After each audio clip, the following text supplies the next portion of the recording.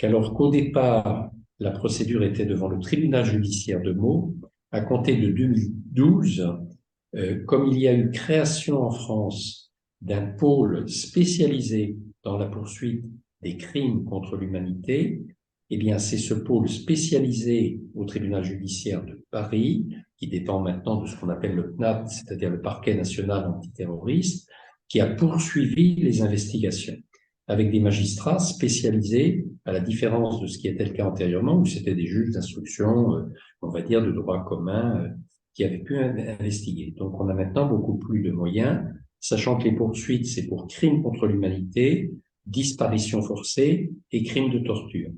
On parle de 300 personnes qui ont été en plus odieusement trompées à leur retour au beach de Brazzaville parce qu'on leur avait garanti la sécurité et qui ont été massacrées. C'est un massacre. Et un massacre, ça ne s'oublie pas, ça ne se pardonne pas et ça doit se combattre en termes d'impunité. Alors, au Congo-Brazzaville lui-même, c'est applicable, hein, c'est la constitution actuelle du Congo-Brazzaville. Donc, si M. Sassou Nguesso quitte le pouvoir ou est renversé au Congo-Brazzaville, à l'intérieur du pays, ça prive de possibilité a priori de le poursuivre. Et ça, c'est un problème intérieur au Congo-Brazzaville. En revanche, la constitution du Congo-Brazzaville ne sera pas opposable à la justice française.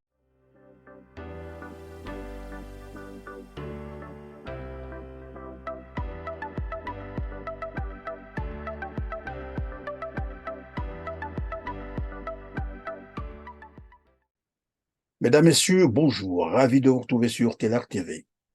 Après le coup d'État de juin 1997 qui a ramené Denis Sassou Nguesso au pouvoir, une opération militaire de grande envergure, dite de nettoyage, sera lancée en décembre 1998 dans la partie sud de Brazzaville, notamment dans le département du Poul par le nouvel homme fort qui venait de prendre le pouvoir par les armes.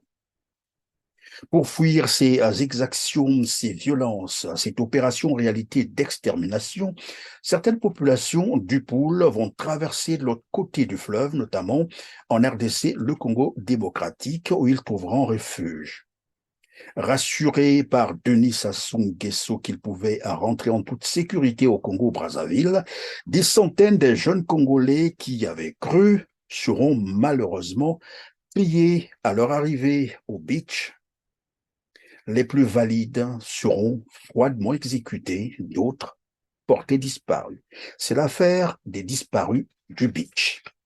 Après 20 ans, nous revenons sur cette affaire pour comprendre à quel niveau se trouve aujourd'hui le procès relatif, relancé à Paris après celui de Brazzaville, qui s'était soldé, comme vous le savez, par la condamnation de l'État congolais sans les coupables.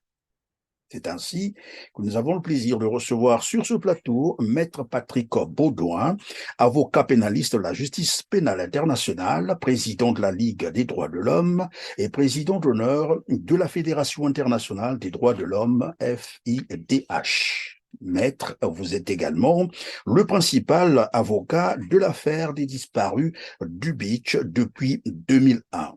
C'est à ce titre que je souhaiterais vous interviewer aujourd'hui et merci d'avoir accepté notre invitation. Non, merci à vous. Bonsoir. Je vous en prie. Avant de commencer cette interview, Maître, permettez-moi d'inviter nos téléspectateurs à cliquer sur le pouce levé en dessous de cette vidéo, de partager au maximum cette émission pour mieux vulgariser l'information et de laisser un petit commentaire à la fin de cette émission. Moi, c'est Christian Perrin, si vous nous avez rejoint pour la première fois sur Telar TV. Cela dit, je reviens à vous, Maître Baudouin. Après le petit rappel du contexte des événements qui ont précédé les crimes contre l'humanité, j'ai dit, il y a eu un procès à Brazzaville qui s'est soldé malheureusement par la condamnation de l'État congolais sans les coupables. Mais dans le même temps, on aurait parlé de l'autorité de l'affaire jugée. Comment expliquer que cette affaire soit reprise au niveau de la France? Oui, alors juste un très bref rappel hein, par rapport à ce que vous avez parfaitement indiqué de la chronologie de l'affaire. Bon, c'est une affaire qui a été lancée sur la base d'une plainte, d'une saisine du procureur en décembre 2001. Pourquoi la justice française a-t-elle été compétente? Parce que l'une des personnes concernées, suspectées, on va dire, c'est-à-dire le général Norbert Dabira, se trouvait sur le territoire français. Il a une résidence près de Meaux. Donc c'est de ce fait, parce qu'il avait une résidence en France, que la justice française a pu être saisie. Début 2002, il y a donc eu l'ouverture d'une information, le parquet a ouvert une information, et la Ligue des droits de l'homme, la Fédération internationale des droits de l'homme et deux rescapés miraculés de ce massacre du bus de Brazzaville se sont associés pour se constituer partie civile. Donc il y a eu une instruction ouverte d'abord devant le tribunal judiciaire de Meaux. Dans le cadre de cette information, le général Dabira a été entendu, donc l'affaire a évolué à son égard. Il y a eu aussi un épisode, je vais passer rapidement, vous l'avez évoqué, avec la présence en France de M. Ndengue, qui a pu être interpellé puisqu'il se trouvait sur le territoire français. Il a même été placé, mais très brièvement, en détention, et sur pression politique extrême, il a été libéré dans les 24 heures qui ont suivi. Nous étions en avril 2004. Ensuite, du côté du Congo-Brazzaville, des autorités du Congo-Brazzaville, et en lien, je le dis vraiment étroit, avec les autorités françaises, les deux justices ont coopéré pour tenir à Brazzaville un procès parfaitement mascarade au mois d'août 2005, qui s'est traduit d'une façon vraiment, c'est un scoop, hein, un scud, on dit plus exactement, dans le paysage judiciaire, c'est-à-dire un procès au terme duquel on a dit, bah oui, il y a des responsables, mais il n'y a pas de coupables. Donc l'État congolais a été reconnu Alors, pendant que vous en responsable, parlez, mais maître, sans coupable. pardonnez-moi, Je vous en maître, lorsque vous prie, en parlez, je vous en prie. comment interpréter cela juridiquement, un procès qui condamne un État sans les coupables? C'est une ovni, plus exactement. C'est un objet juridique non identifié. Alors, pourquoi ce procès? Je réponds à la question que vous avez posée initiale. Là maintenant, j'ai fait un petit retour en arrière. Je vous en prie. Mais cette question initiale, c'était mais comment peut-on continuer alors qu'il y a eu un procès qui s'est tenu et que finalement, les personnes qui sont susceptibles d'être suspectées et condamnées ont été acquittées par cette cour de Brazzaville? Eh bien, parce que justement, ce procès ne répond pas aux normes du procès équitable tel que c'est évalué par toutes les conventions internationales et par le droit international. Donc, cela a permis à la justice française par la suite de dire on ne peut pas nous opposer ce procès parce que c'est un procès qui n'a aucune valeur en quelque sorte.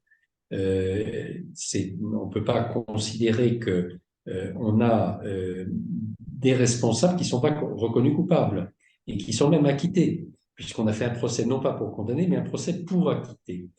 Donc voilà pourquoi la justice française a pu poursuivre, car après le procès de Brazzaville, évidemment, les avocats, on va dire de l'État congolais, hein, qui représentent M. Dabira ou d'autres qui ont pu, au fil du temps, être cités soit comme témoins assistés, soit comme mis en examen, les avocats ont opposé ce procès en disant non bis in idem, vous ne pouvez pas poursuivre. Et la justice française, alors il y a eu toute une série de décisions, je ne vais pas rentrer dans le détail, notamment des chambres d'instruction, en particulier de la chambre d'instruction de Paris puis de celle de Versailles, ont estimé qu'au contraire on pouvait poursuivre. Et c'est pourquoi le procès a pu se poursuivre. Bon, de la même manière, l'État congolais avait saisi la Cour internationale de justice pour que la Cour internationale de justice dise que la justice française n'était pas compétente parce que seule la justice congolaise l'était. Et là aussi, bon, je simplifie, mais l'État congolais s'est fait retoquer. C'est-à-dire que la Cour internationale de justice a dit que la procédure pouvait se poursuivre en France.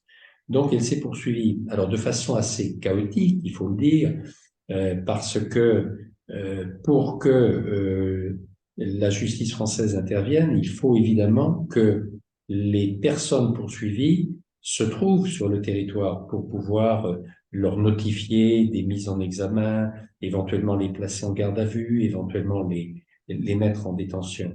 Donc c'est pourquoi cela a pris du temps.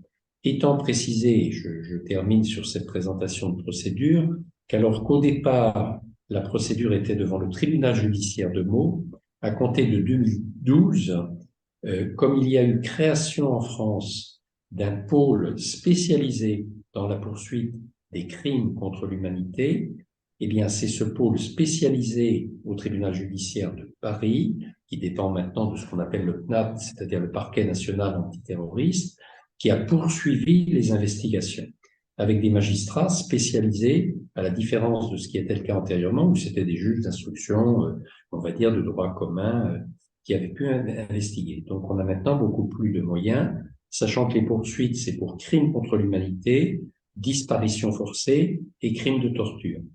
Donc, la procédure se poursuit depuis lors, et il y a eu notamment Monsieur Dabira, qui a été entendu, placé, mis en examen, mais qui malheureusement est quand même retourné au Congo, où il a été, je crois d'ailleurs, poursuivi pour d'autres raisons devant la justice congolaise. Et puis, il y a 3 autres mises en examen. Et ce que nous essayons d'obtenir, c'est qu'à l'occasion du passage à Paris d'autres responsables, il y a toute une liste de responsables, je pense en particulier, il y en a un que nous aurions bien aimé voir déféré, mais qui a toujours réussi à partir rapidement quand il était sur le territoire français, qui est Monsieur Pierre Aubat, qui était ministre de l'Intérieur. On n'a pas pu justement, pour l'instant, obtenir des mises en examen de certains d'entre eux. Et certains, au fil des années, malheureusement, décèdent. Donc, c'est pourquoi on essaye de presser les juges d'instruction pour avancer, mais leur tâche n'est pas facilitée par l'absence des personnes mises en examen ou susceptibles de l'être. Oui, mais maître, évidemment, vous avez dit, il y a même des prévenus qui passent entre les mailles du filet. Une affaire qui dure plus de 20 ans aujourd'hui, est-ce que on peut encore avoir un espoir, notamment pour les Congolais, de voir qu'un jour justice sera faite dans cette affaire que certains soupçonneraient évidemment, à tort ou à raison, de subir des pressions politiques? Parce qu'en dehors de celui qui passe, comme vous l'avez cité, entre les mailles du filet, on a connu un épisode où un général, notamment Jean-François Ndengue, qui avait été interpellé et qui avait été libéré, notamment parce qu'il y aurait eu une pression politique quelque Oui, part. alors je confirme que ça ne pouvait être que sur pression politique, hein. Il avait été placé en détention sur mandat de dépôt le soir vers 11 heures à la prison de la Santé. Et dans la nuit même, à 2 heures du matin, la présidente de la Chambre de l'instruction a été tirée de son lit, littéralement, pour venir siéger au palais de justice à la demande du parquet, lequel parquet dépend des autorités politiques, hein, du ministère de la Justice, pour prendre une décision de mise en liberté immédiate. Donc là, il y a, comme on dit, pour schématiser, il n'y a pas photo. C'était une intervention politique. Aujourd'hui, il y a 2 motifs de difficulté, entre autres, il y en a d'autres. Le premier, c'est ce que j'expliquais, c'est que les juges d'instruction, je pense qu'aujourd'hui, au pôle crimes contre l'humanité, sont assez déterminés à poursuivre la procédure et à avancer s'ils le peuvent. Et la difficulté pour eux, c'est d'avoir la présence, je l'ai déjà indiqué, la présence sur le territoire français de quelques-uns des responsables de ce massacre qui peuvent être inculpés pour crimes contre l'humanité ou pour crimes de torture ou crimes de disparition forcée, et donc poursuivis et placés en main de justice, si on peut dire, ici sur le territoire français. Et à plusieurs reprises, avec mes amis congolais, et y compris avec les victimes que je défends, ou les familles de victimes, puis avec d'autres avocats, puisque par la suite, il y a eu d'autres constitutions de partie civile pour des victimes ou familles de victimes, nous essayons de voir s'il n'y a pas le passage sur le territoire français de telle ou telle de ces personnes et de le signaler tout de suite au juge d'instruction. Mais c'est une vraie difficulté. Elle n'est pas insoluble parce que on sait quand même que malgré tout, ces personnes qui aiment bien la France, qui aiment bien Paris, y compris les grands hôtels parisiens, viennent de temps en temps ici. La deuxième difficulté, vous l'avez rappelé, elle n'est pas niable, elle est évidente, elle est constante. C'est une difficulté politique. Et même si aujourd'hui, M. Sassou Nguesso n'est plus, je dirais, dans la même odeur de sainteté qu'il l'était il y a 20 ans vis-à-vis des autorités politiques françaises, il est encore un personnage quasi incontournable de ce qui reste de la France-Afrique. Et on a quand même vu que M. Macron, peut-être en se pinçant le nez, c'est sûr, mais a quand même jugé utile de faire une escale, certes rapide, mais une escale à Brazzaville lors de son dernier séjour en Afrique et de rencontrer M. Sassou Nguesso. Donc c'est vrai que il peut y avoir de la part du parquet en particulier de nouvelles interférences sur ordre politique. C'est moins vrai quand même aujourd'hui parce qu'on a ce pôle qui est assez indépendant, un parquet même au pôle qui est pas totalement, qui a pas totalement les mains libres, mais beaucoup plus que par le passé et moins de poids politique en France de la part de M. Sassou Nguesso. Donc, pour répondre à votre question, moi je suis un avocat au long cours, je suis dans des procès, je suis dans l'affaire, j'ai eu l'occasion de le rappeler récemment, par exemple, de l'affaire de l'assassinat des moines de Tibérine, hein, qui est une très vieille affaire. Bon, je suis sans être avocat de très près, une très vieille affaire, la plus ancienne, qui est celle de l'enlèvement et de l'assassinat de Ben Barka. Ce sont des affaires qui sont toujours pendantes. Et c'est extrêmement important parce que de toute façon, au moins d'une manière symbolique, ça gêne beaucoup les responsables de ces massacres. Ils veulent que ces affaires-là soient enterrées. Et tout le combat, c'est d'éviter que ça soit enterré. Et si possible, il y ait quand même un jour un procès. Ça sera difficile, c'est loin d'être évidemment certain, mais ce n'est pas impossible. Et il faut continuer à se battre en ce sens. Vous avez dit, il y a une liste des prévenus et que là, vous lancez d'ailleurs un appel de sorte que si jamais on pouvait les percevoir dans Paris ou en France, ils soient signalés. Et nous savons également que la plupart d'entre eux aujourd'hui se déplacent avec plusieurs passeports, avec des identités différentes. Est-ce qu'il y a un mécanisme pour les identifier malgré cette ruse? Ou bien c'est comme vous le dites là, il faut peut-être que les Congolais vivant en France, bien entendu, collaborent, c'est-à-dire dès qu'ils les ont aperçus quelque part, très vite, qu'ils signalent leur présence sur le sol français. Là aussi, vous avez parfaitement raison de souligner cette difficulté objective. C'est que, évidemment, ils se méfient, ces gens hein, qui viennent sur le territoire français, et ils utilisent des faux passeports. Alors, la police française, elle est quand même suffisamment compétente et armée pour déceler ce genre de subterfuge. Mais ça peut prendre un tout petit peu de temps. Autrement dit, c'est plus rapide, évidemment, de coincer quelqu'un qui vient avec son passeport et l'identité qui est la sienne, plutôt que quelqu'un qui fait usage d'une fausse identité. Mais d'où l'utilité, je l'ai demandé à plusieurs reprises, qu'on nous signale, nous avocats et moi en particulier, puisque j'ai le lien constant avec le pôle, qu'on nous signale quand même quand cette personne vient, parce qu'à Brazzaville, il y a quand même des gens qui savent quels sont les départs, quelles sont les allées et venues, et ici aussi, et d'ailleurs à 2 ou 3 reprises, on m'a dit voilà, il y a un tel qui est là, il est sous un faux passeport, mais il est là. Si je le signale tout de suite au juge d'instruction, on peut déceler si vous voulez. Bon, mais c'est quand même une petite difficulté supplémentaire. De même, vous l'avez rappelé tout à l'heure, que ces personnes viennent en disant mais on est de toute façon on vient à titre diplomatique, on doit bénéficier d'une immunité parce qu'on a telle ou telle qualité. Alors, ça aussi, c'est une difficulté. Mais on a une jurisprudence en France qui a existé, par exemple, à travers l'affaire d'un consul tunisien qui nous avait opposé cela il y a bien longtemps et qui considère que c'est une immunité qui est une immunité qui ne peut pas être maintenue dès lors que l'on est sur le registre d'une accusation et d'une inculpation possible pour des crimes qui ne peuvent plus donner lieu à immunité, c'est-à-dire des crimes de masse, des crimes contre l'humanité, en s'inspirant du statut de la Cour pénale internationale, puisque dans le statut de cette Cour pénale internationale, il n'y a plus possibilité pour des gouvernants, et y compris pour des chefs d'État, d'opposer une quelconque immunité. C'est ce qui permet d'ailleurs de décerner un mandat d'arrêt actuellement au président Poutine, parce qu'il ne peut pas opposer une immunité de chef d'État, en particulier entre autres. Et cela serait aussi valable pour finalement Denis Sassou Nguesso, puisque tout à l'heure vous nous disiez que c'est quand même un des piliers de la France-Afrique et cela poserait problème. Et là, vous citez un exemple tout à fait récent, le président Poutine qui est aujourd'hui poursuivi par la CPI. Sous quelles conditions, par exemple, cela pouvait s'appliquer à Denis Sassou Nguesso? Parce qu'au Congo, si on parle des crimes contre l'humanité. Alors, je ne cache pas, si vous voulez, puisque là on est sur le terrain français, j'ai fait le parallèle avec la Cour pénale internationale. Avec la Cour pénale internationale, ça nous permet d'avoir un argument vis-à-vis, je dirais, de personnes dont on peut contester le droit à immunité, en quelque sorte, c'est-à-dire des ministres. C'est-à-dire des ministres.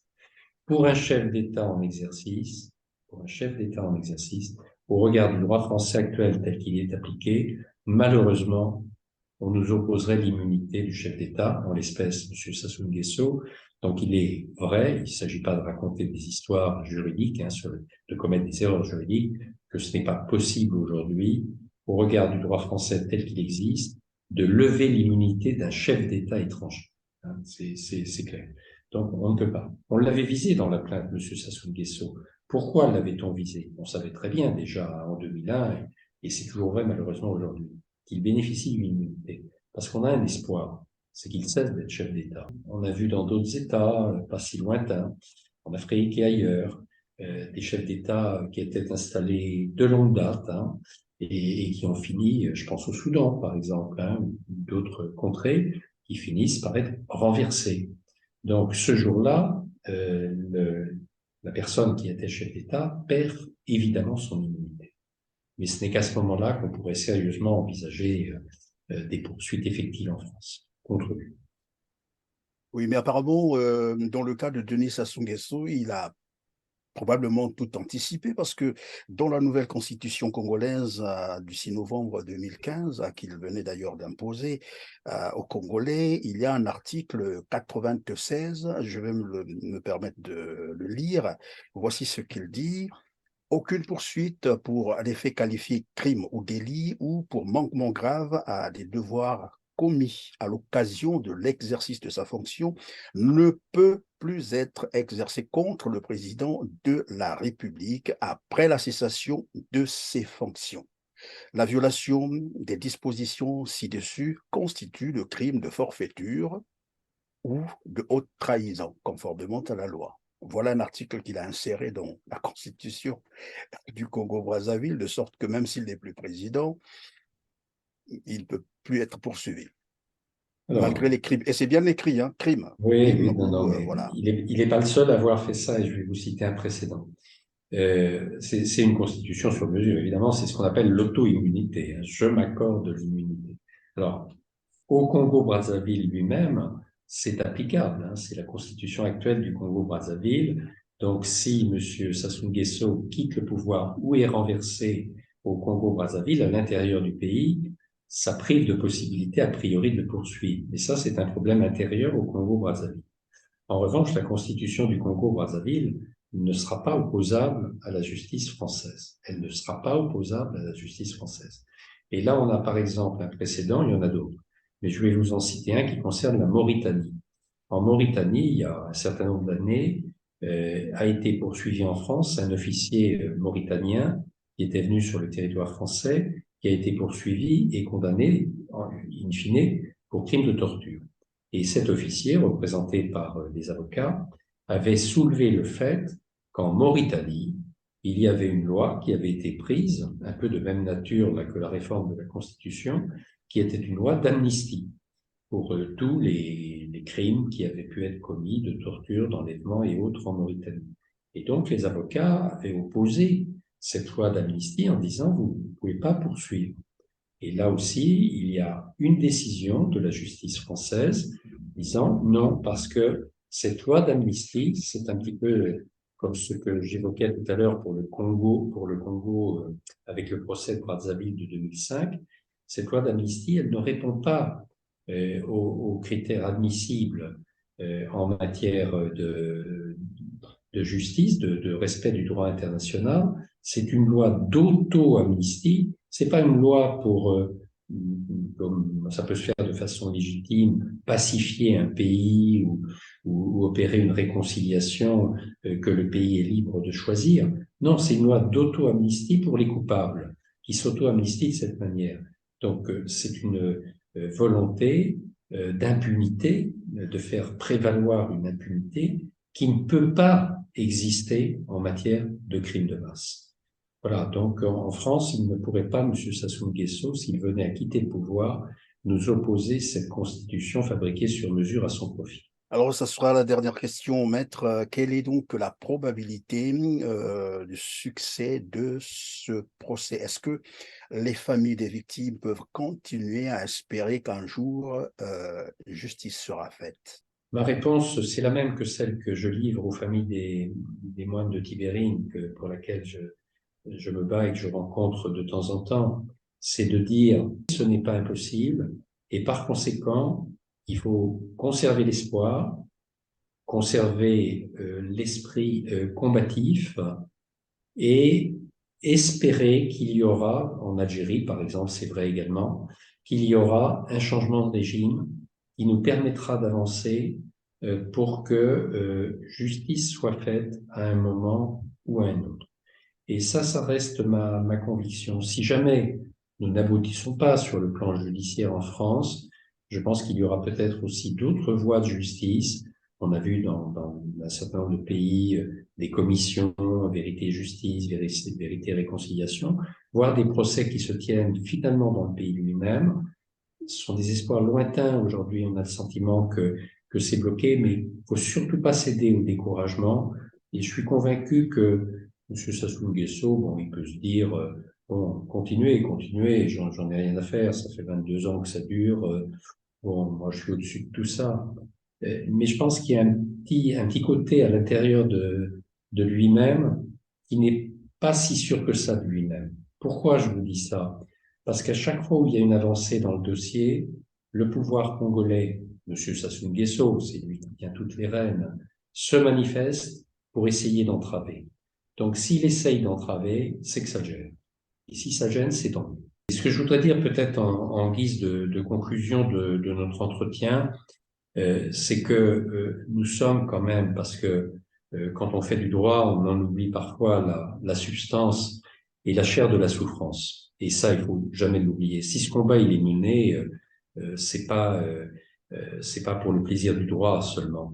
C'est parce qu'il y a eu des victimes, il y a des familles de victimes, des gens qui souffrent, qui ont souffert, et dans le cadre de crimes de masse. Et là, on parle, je le dis souvent, on parle pas du vol d'un véhicule. On parle de 300 personnes qui ont été en plus odieusement trompées à leur retour au beach de Brazzaville parce qu'on leur avait garanti la sécurité et qui ont été massacrées. C'est un massacre. Et un massacre, ça ne s'oublie pas, ça ne se pardonne pas et ça doit se combattre en termes d'impunité. Merci. Et donc, c'est la fin de cette émission. Mesdames, Mesdemoiselles et Messieurs, merci de nous avoir suivis. Je vais simplement vous rappeler de cliquer sur le pouce levé en bas de cette vidéo si vous avez oublié de le faire, de partager cette émission pour vulgariser l'information et de laisser un petit commentaire, ça fait du bien. Merci donc de nous avoir suivis. On se retrouve très bientôt. Merci.